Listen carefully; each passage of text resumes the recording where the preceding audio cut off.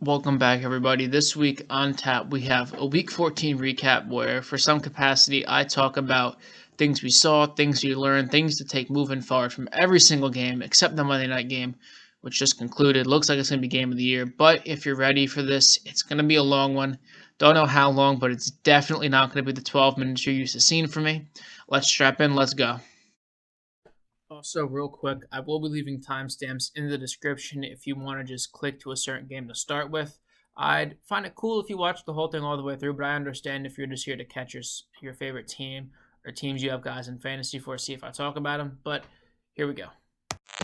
First up, we got the Thursday night game, my New England Patriots against the Los Angeles Rams. First big thing from this game is that Cam Akers is finally here to stay. He got 29 carries, which is by far the most from a Rams running back this year. Next highest was 21, which was Cam Akers last week. 171 rushing yards, 2 for 23 through the air, had about 24 points without even scoring a touchdown. Patriots do kind of struggle a bit against zone run. They struggle against the Niners. But still, when you get a running back and a team that usually loves a committee, loves to pound the ball like this, 29 carries for this many yards is incredible to see. It's this type of volume that I thought he would be seeing, was why I made him such a priority pickup in the running back video, and it's going to be paying dividends. Make sure you start him every week. At this point, he's almost a lock and load RB2. He's even beyond flex at this point. That volume and that production, you might not see 30 touches every week, but you're probably going to get 20 to 25 guaranteed. No need to worry about playing him. Next up is that the Patriots have next to nobody, if not nobody, worth even considering for a fantasy start. Cam Newton brings no value. He really does nothing, especially if he rushes.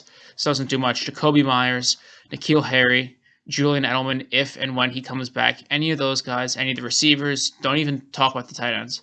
None of them have value because of how poor this passing offense is. It might legitimately be the worst passing offense in the league.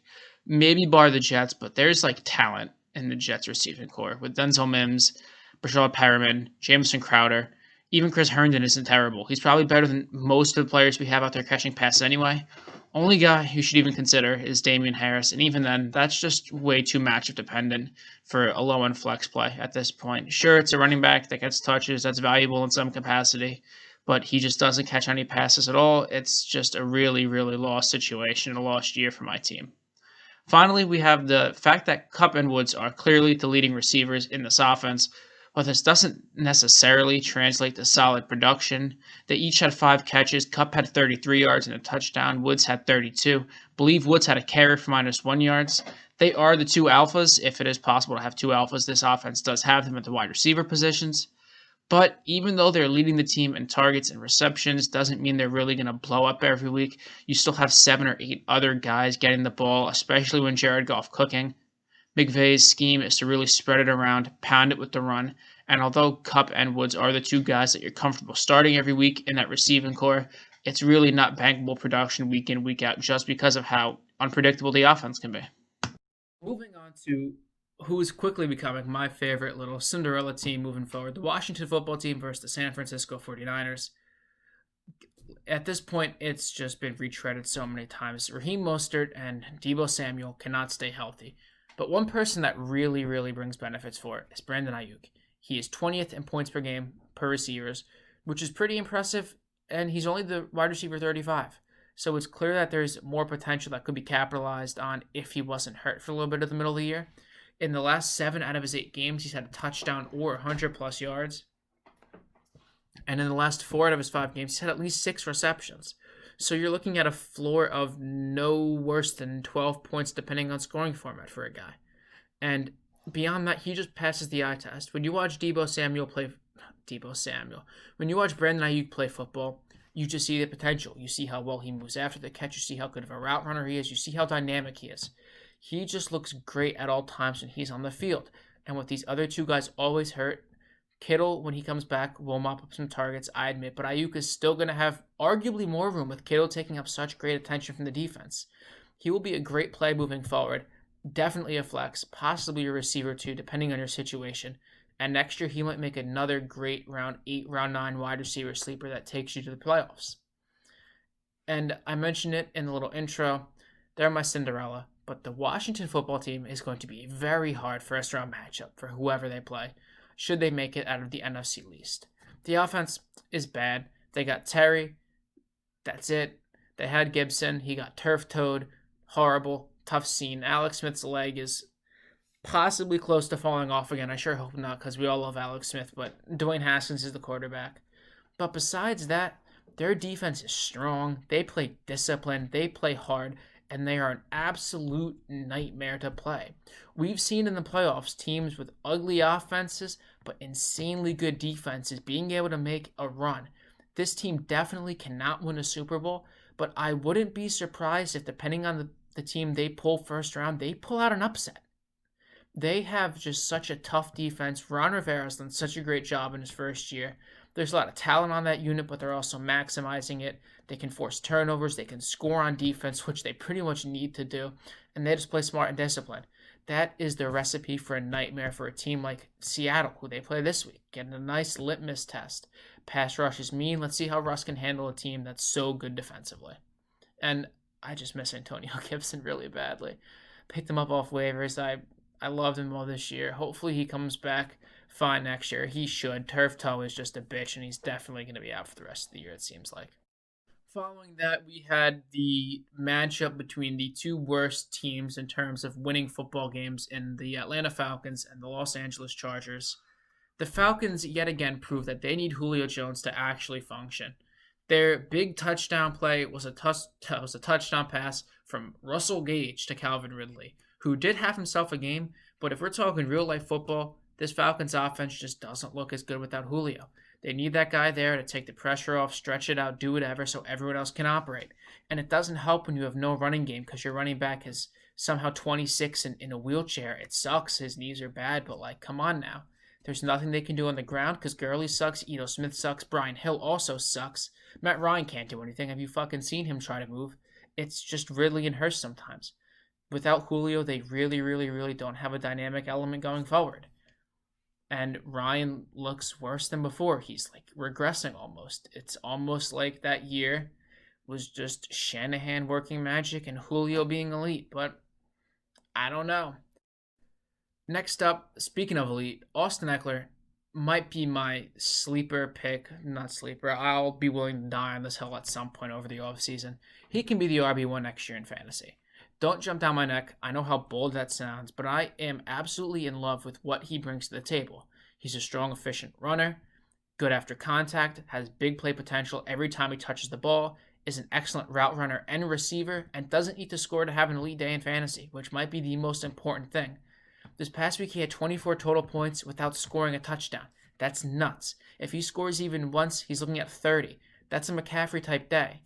And if you want to look at the averages of what he's had in his, I believe, 4 or 5 full games with Justin Herbert, it's 14 carries for 52 yards and then 10 targets with 8 receptions.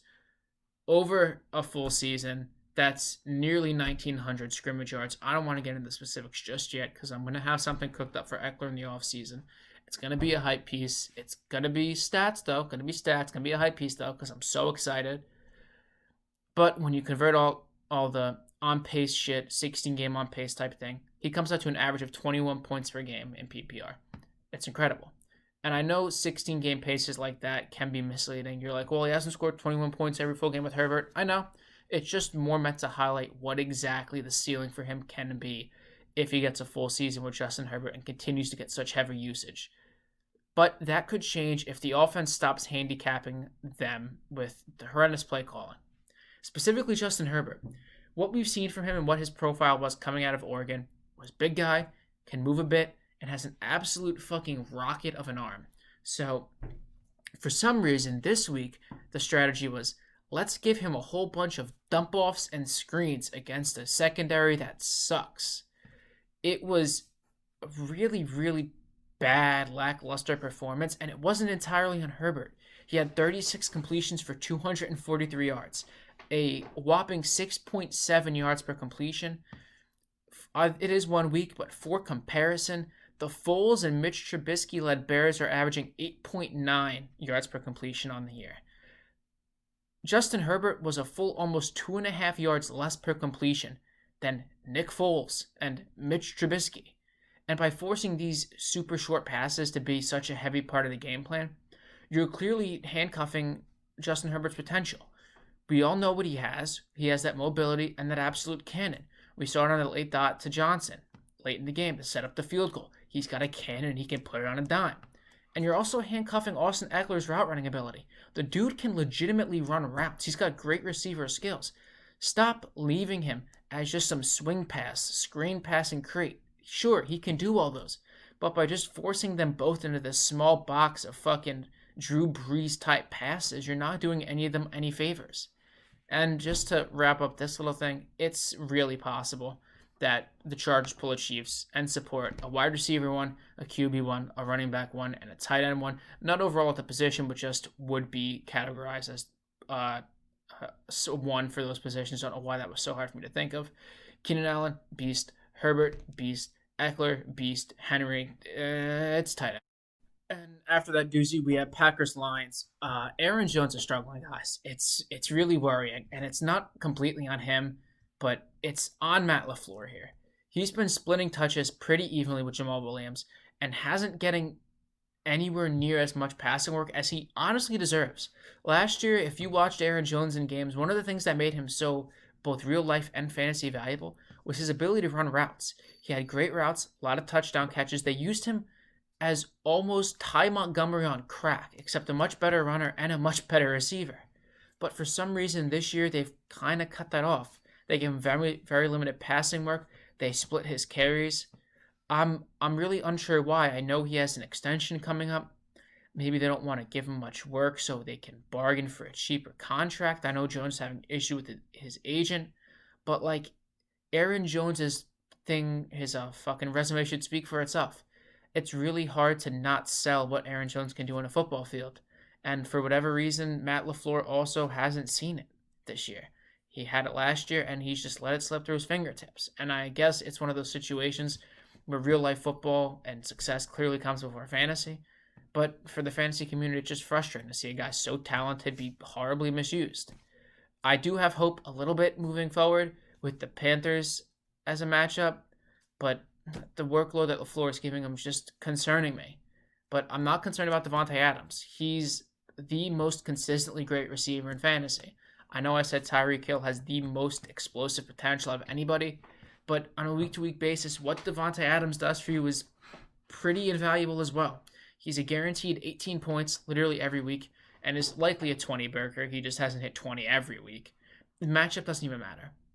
Next up, he's got the Panthers and the Titans. Defenses stink. The Titans, I know they just let up like 80 points to the Browns. The defense just doesn't exist. I think it's just 11 garbage cans spray painted like light blue, white, and red to look like defenders. Devontae Adams is going to have a field day and might legitimately score 80 points combined over these next 2 weeks. It wouldn't be surprising because I'm pretty sure he's done it already this year. If not, he got like 70. And looking a little bit towards next year for Devontae Adams, I don't care about Michael Thomas being healthy. Devontae Adams is the top 2 wide receiver. It's him and Tyreek Hill. Pick who you want out of those two. He's an easy first-round lock at this point based on the production. But the problem is health, so if you're going to take him in the first round, just know what you're getting yourself into. Seahawks Jets is next, and one thing that I don't know if people are really picking up on is that Tyler Lockett's struggling big time, and it's not going to get any easier for him moving forward. Out of his last 7 weeks, only one of them is over 13 points. He's still the wide receiver 8, though, and that's literally only held up because of the 53-point game. Sure, that boom-bust potential is still there, but the more time progresses, the more weeks go by where he puts up 7, 11, 10, 12. It just seems more and more unlikely. Coming up, he's got matchups against Washington, who are playing absolutely great football right now. Not a really good or great offense at all, but that defense is scary. I think there's a chance Washington beats them, but that's besides the point. And following them, they have the Rams, who Lockett already had a down week against. We know that secondary doesn't play. He won't get Ramsey, but damn it, he's going to get somebody, and they are going to be tough to beat. But someone who's impossible to beat is Pete Carroll when it comes to just completely fucking botching anything and everything regarding running back, specifically Chris Carson. He came out and said last week that Chris Carson isn't 100%. Whatever. We all know this. There's never been a game in his life where Chris Carson has been 100%. He is perpetually injured, and the only time he's missing a game is when it actually says on the report. He only starts when he doesn't know he's injured. He's always hurt. You don't need to announce that he's not 100%, even if he's coming off an injury. The dude's made of glass and paper, depending on the day, some more than others. So why the fuck is Carlos Hyde out carrying him 15-12? Sure, a minor difference, I know. But Carson had 10 more yards, a touchdown, had 3 receptions, and actually looked explosive. Carlos Hyde looks like Eddie Lacy if Eddie Lacy just wasn't so fucking fat. He's terrible. It would be so beautiful for 2 weeks if Pete Carroll just said, you know what, Chris? You're going to die out there, but I'm just going to let you roam free. Like Lenny thinking about the fucking bunnies and of Mice and Men before fucking he gets put down in front of the river. Let Chris Carson see the pastures and see the bunnies before his own body takes him out, Pete. I'm begging you, and I'm also begging for the Jets to just stop. Stop the charade that you're going to be a competitive football team and you're trying to win every week. There is no physical way that a team is this bad and they're not trying to be. Every week, I saw it before, Sam Darnold goes on the fucking Michael Kay show and talks about how it's his fault, and he takes accountability, and how they just need to tighten up some things.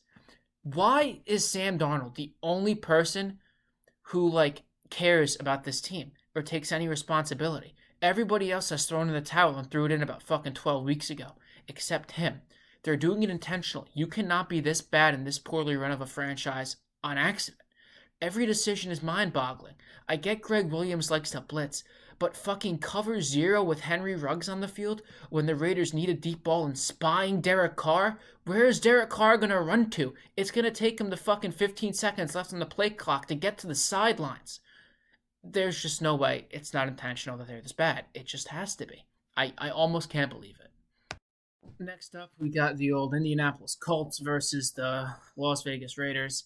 T.Y. Hilton might actually be back. He's had back-to-back weeks of 25 points and 3 straight weeks of touchdown. He said maybe finally establish chemistry with Phillip Rivers. It only took 3 quarters of the season, but at this point, he's worth a waiver pickup. He's getting the volume, he's getting the touchdowns, he's getting the catches. At this point, you have to pick him up if he's not rostered. I'm pretty sure he won't be out there, but go check right now. Go put in a claim for him. You could be getting a sneaky wide receiver 2 play for these playoffs.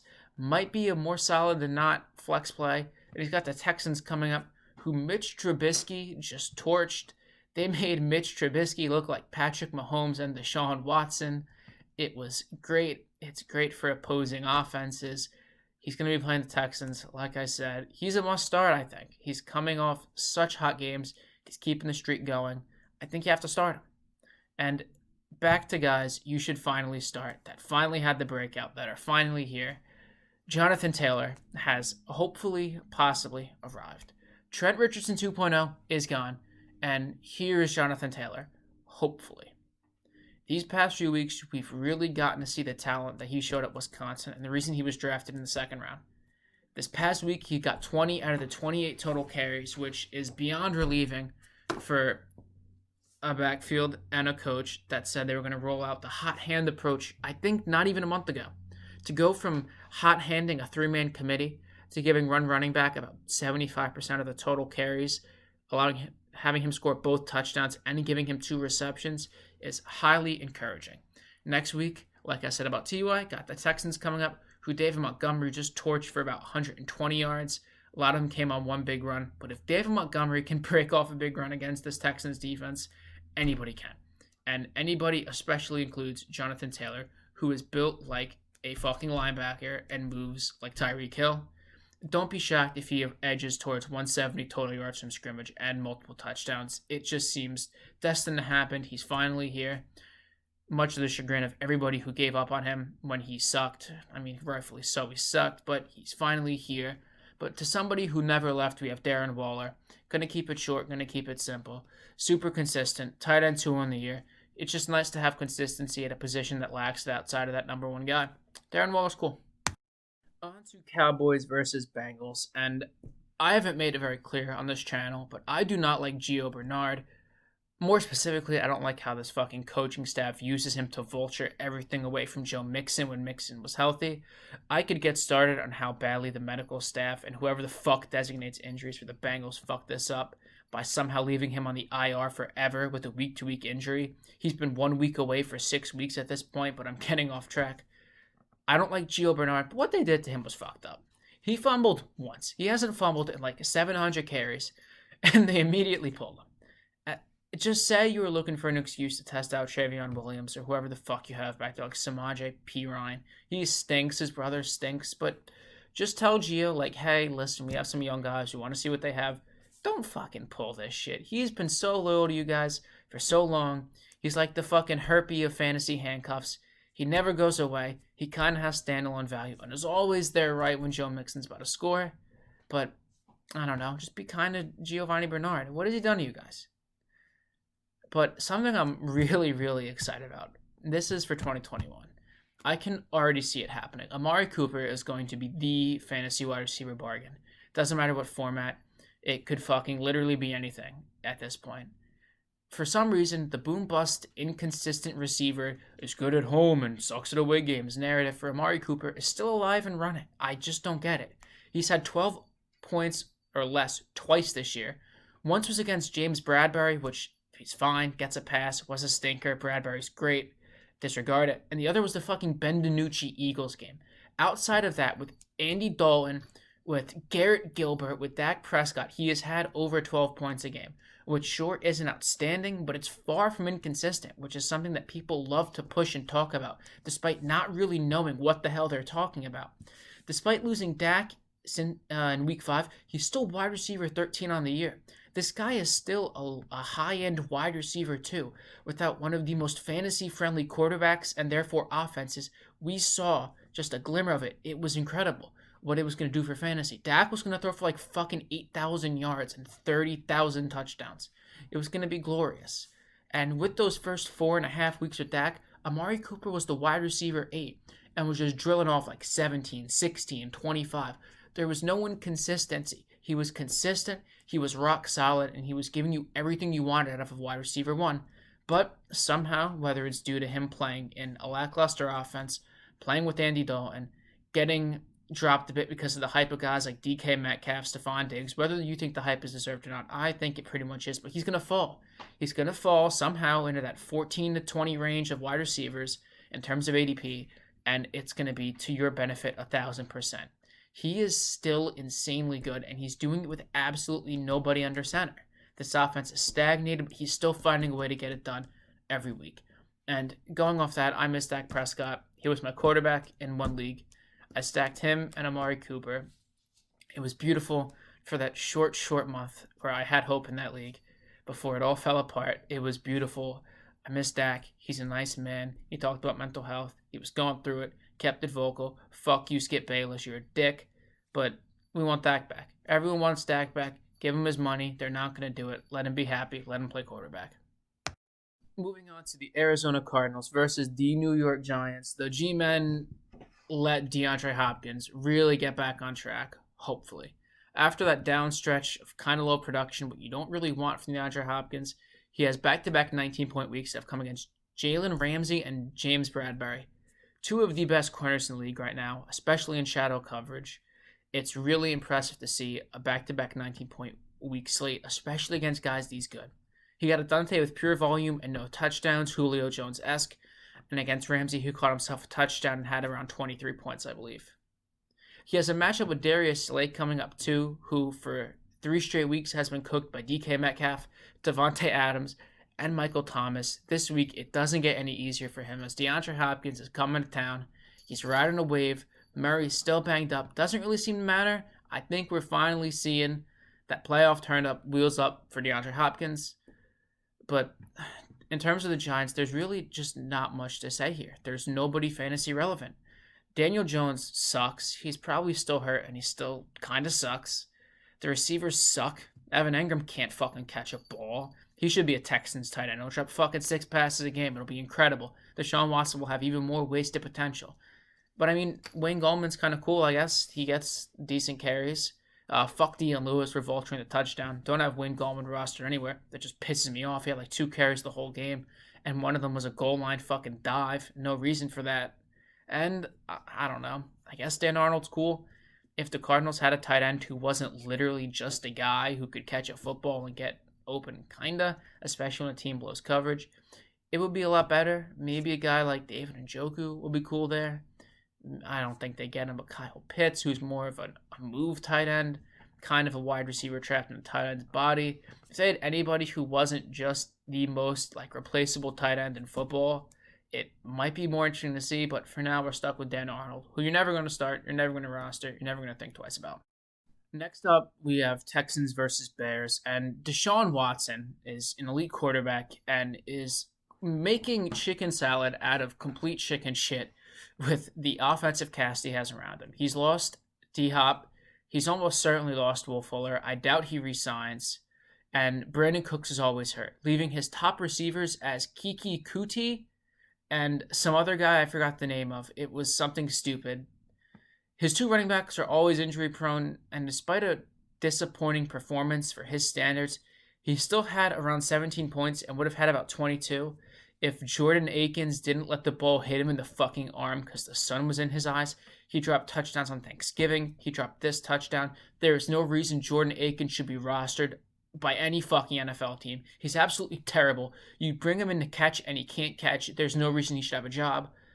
If he had literally anybody, though, Deshaun Watson had any good receivers, any good tight ends, any good running backs, he would probably be a top 3 fantasy quarterback at all times, regardless of who he's playing. He's just that good. He gives you so much ground upside. He can do it through the air. But no, the Texans front office insisted on letting Bill O'Brien fucking make the worst trade I've seen in quite some time, and then refusing to set him up with other weapons outside of that besides fucking old-ass running backs and shitty tight ends who can't catch. But on a much nicer note, David Montgomery might actually be good at football, and I know I said to trade him about 2 weeks ago.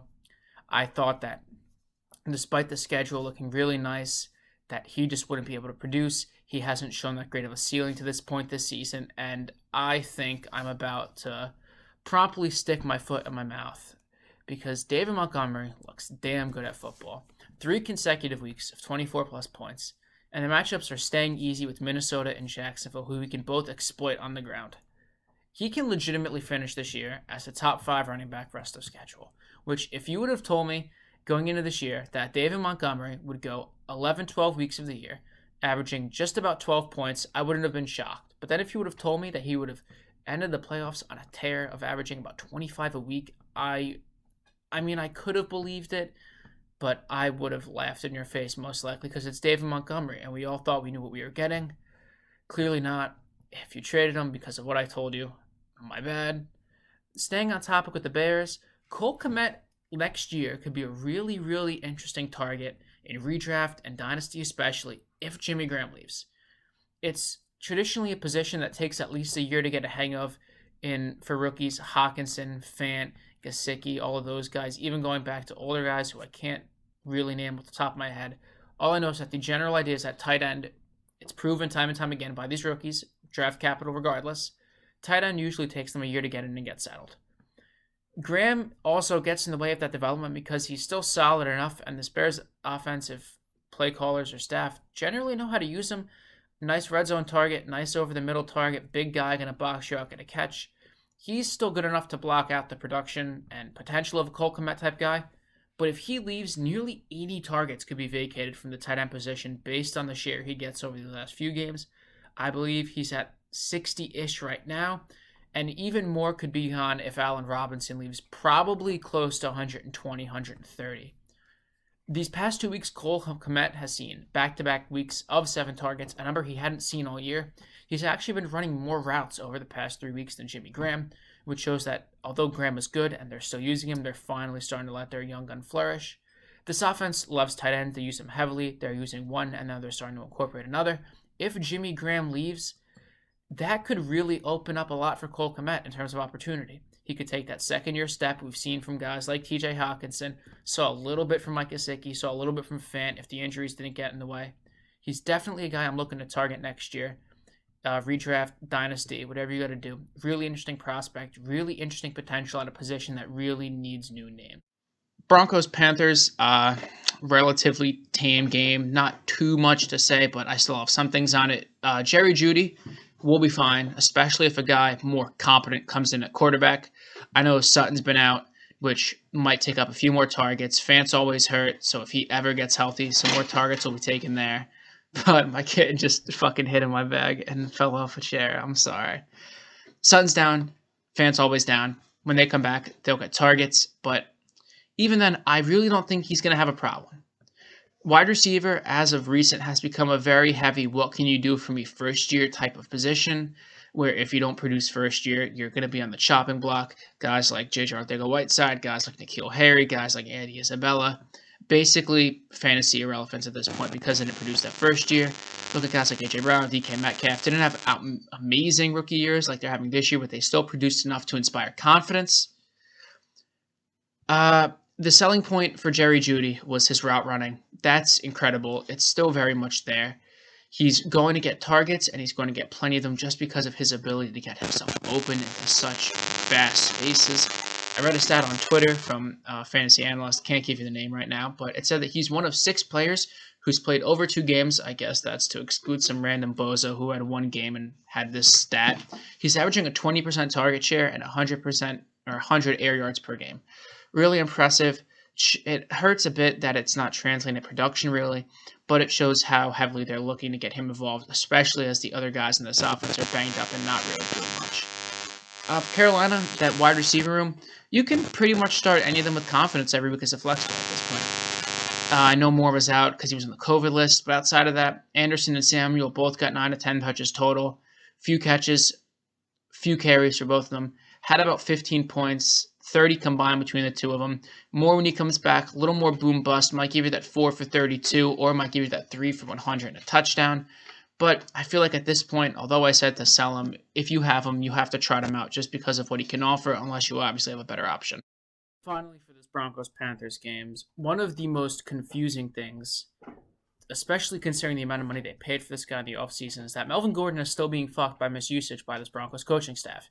He's still splitting carries with Lindsey, nearly 50-50. This week it was 13-11. The previous week, I believe it was 15-14. This is despite Gordon outgaining Lindsey 68-24 on the ground and averaging 3 more yards per carry. I believe it was 5.4 for Gordon or something like that, and then 2.4 for Lindsey. Lindsey's not getting it done at all, but for some reason they insist on giving it to him, especially after they paid Gordon. It makes no fucking sense. He also barely catches passes, which was one of the things that really defined his time and use with the Chargers. He could run the ball first 2 downs and catch a good pass or 2 out of the backfield. It's what made him so fantasy viable. And for some reason, despite signing him knowing very well what he was and what skill set he offered, they're refusing to let him work and get the carries that he's shown he can handle and that he can produce with. It's one of the most, numbskull decision I've seen from an offensive coaching staff. You sign a guy for this much money, a running back nonetheless, you know what his skill set is, and you refuse to let him use it. It's absolutely ridiculous. Coming up next was the Chiefs-Dolphins game, and I think it's safe to say at this point, Travis Kelce is the single biggest positional advantage you can have in all of fantasy football. What he can do for you week in, week out, especially compared to other players at the position, it's almost inexplicable. He's currently the tight end 1 by about 50 points, and his gap over the tight end 3, DJ Hawkinson, is nearly 100 points. If he was a wide receiver, he would be the wide receiver 3 on the year, only below Tyreek Hill and Devontae Adams. He is so good at what he does. He's leading the league in receiving yards. He's on pace to be the first tight end to ever lead the league in receiving yards. He might hit 1,500 by the time the year is over. Absolutely ridiculous. He's going to score. He's going to get catches. He's going to get volume. There is nothing Travis Kelce does that screams like he's going to slow down. His game isn't predicated on athleticism. He's not super involved in the run game like George Kittle, who I can really see having a Gronk type career, really physical, really strong, crashes out early, but back to Kelce. He's a stud.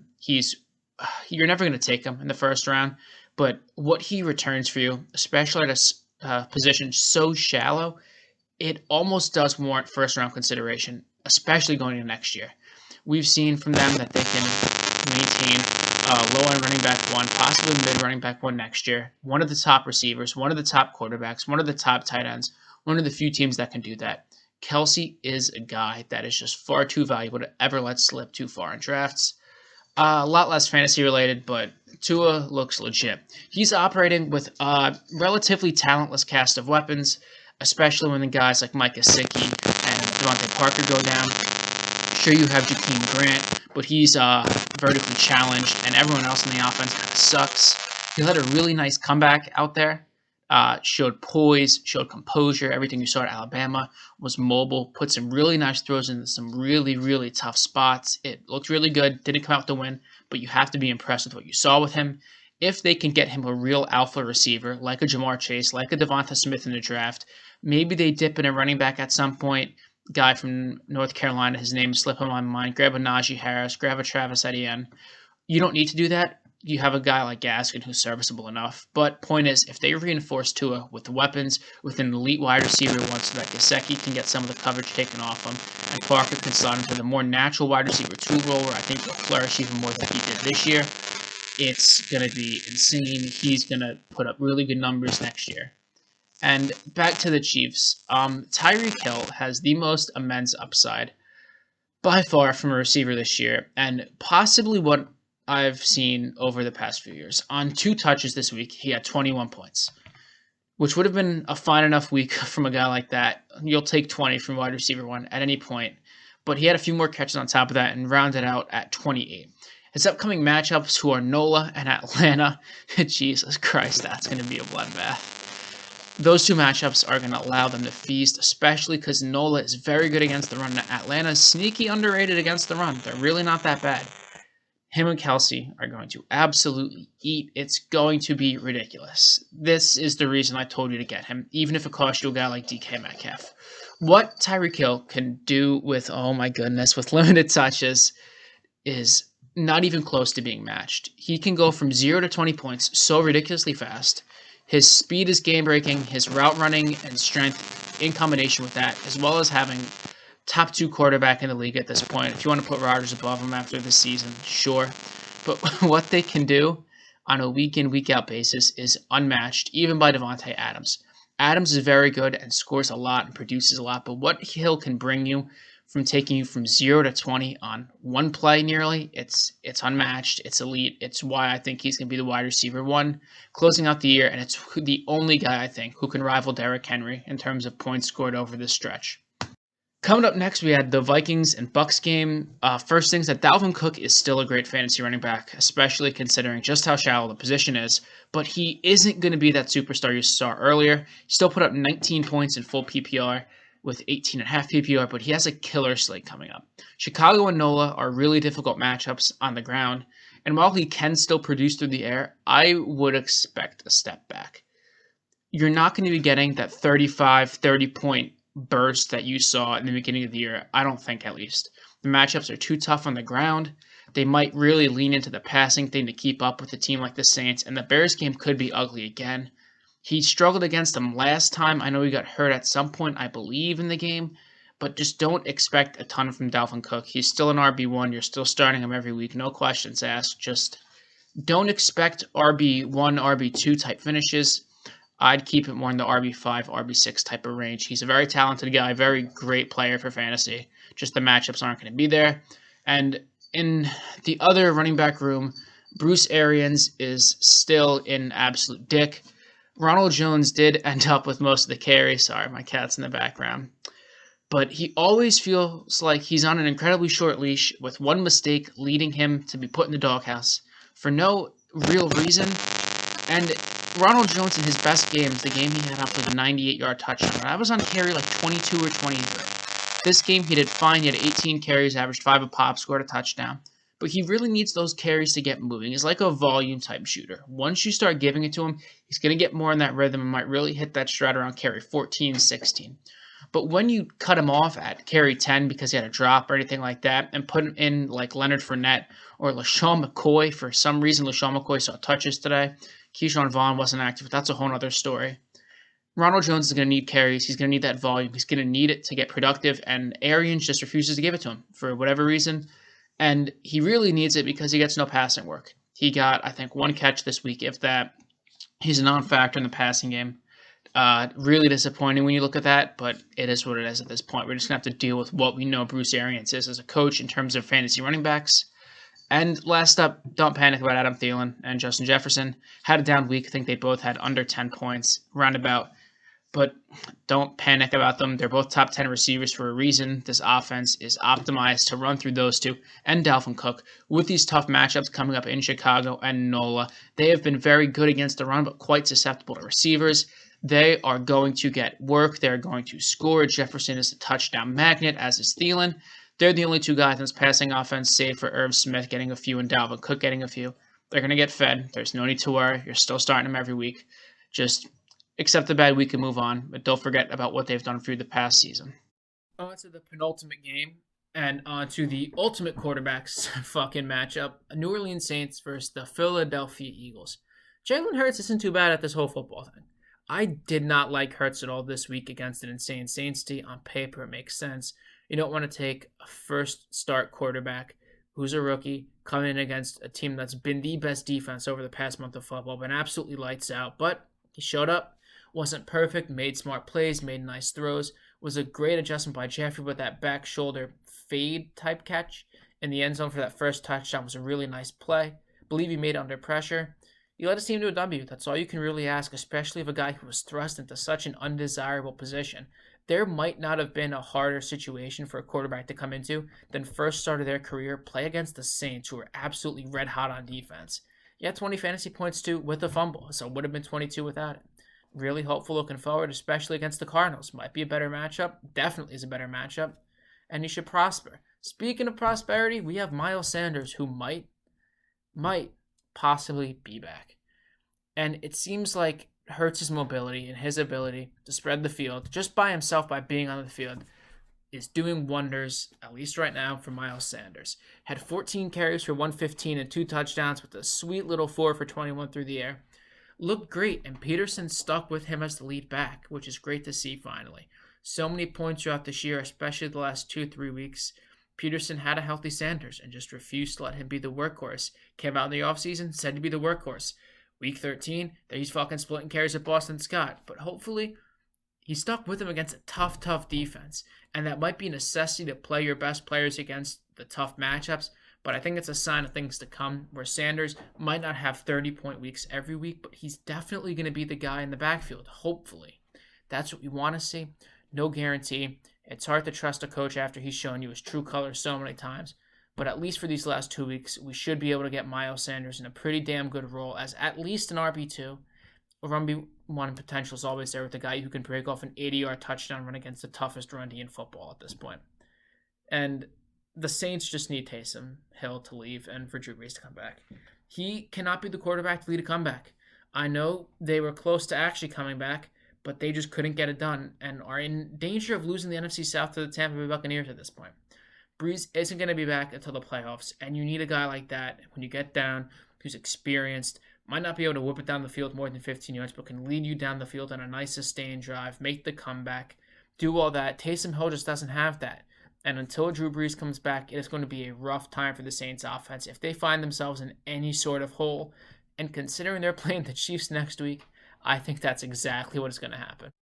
And concluding with the most overrated team in the NFL based on record, the Pittsburgh Steelers versus the Buffalo Bills. The Steelers' offense this past month sucks. There's no nice way to put what you've seen from this unit into good terms. There's no physicality in the blocking. There's no run game. There's no passing offense considering Big Ben fucking throws like a 6-year-old kid trying to win the clown toss minigame at a fucking carnival. And his receivers just drop balls all the time. It's ridiculously hard to watch football. And sometimes hard to watch football can lead you to wins like the football team. But in this case, it's god-awful and they're losing because of it. The offense has absolutely nothing going for them. And it's going to handcuff this offense to fucking mediocrity, if not horribleness, moving forward. There's a very good chance they get one and done if the offense cannot get their shit together at some point. But a guy who already has his shit together is Stephon Diggs. I'm going to keep it brief because I think it's an interesting topic that deserves its own video or more time, is that this narrative of wide receivers struggling because they're going to be on a new team, it just needs to go away. It was destroyed this year. And I could give it a little more credence given the circumstances and the thing I can't say really took away training camp. But it's existed for years. Even going into this year, that was the narrative. Was that, oh, these guys aren't going to be great because they're moving to new teams and all these past receivers haven't been great moving to new teams. maybe those receivers are just bad at football. Maybe Kelvin Benjamin shouldn't be the fucking measuring stick for a narrative we have going into a new season when the guys who've moved teams are Stephon Diggs, DeAndre Hopkins, and to a lesser extent Robbie Anderson. Robbie Anderson would be a better receiver with no legs than Kelvin Benjamin. Narratives are useless and just mean nothing and can ultimately distract us from players who are really good and ultimately fall to really good values because we just can't see past it. But Josh Allen, good at football, continues to improve.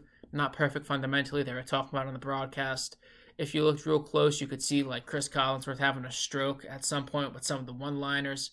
But no, Josh Allen, really good. Looks to keep getting better. Getting better with accuracy, mobility, knowing when to throw it away, when to move and dip out of the pocket. It's really nice to see, and this team might not be able to threaten the Chiefs. Because I think one thing you need to really threaten the Chiefs on top of a competent passing offense is a good run game. I just don't think they have that with Singletary and Moss. But what Josh Allen can do in terms of both managing a game and getting you down the field, as well as slinging an 80-yarder down the field for a touchdown, is going to be what's needed to at least keep them competitive with that top team in the AFC. And that's going to be it. That was way longer of a video than I usually film. I don't know how long it's going to be. It might round about to 35, 40 minutes. I hope you found everything interesting in some capacity. I tried to mix it up between fantasy, real-life implications, this year, next year, all that fun stuff. If you enjoyed, leave a comment, like, and subscribe. If you didn't, leave a comment and dislike. Tell me why. Still looking to get better. If you enjoyed this video, even if you didn't, go check out my others. I think you'll like them a lot. Especially if you were looking for some guys to scoop off the wire or just some advice to try and win that fantasy championship. That's all I got, guys. Peace.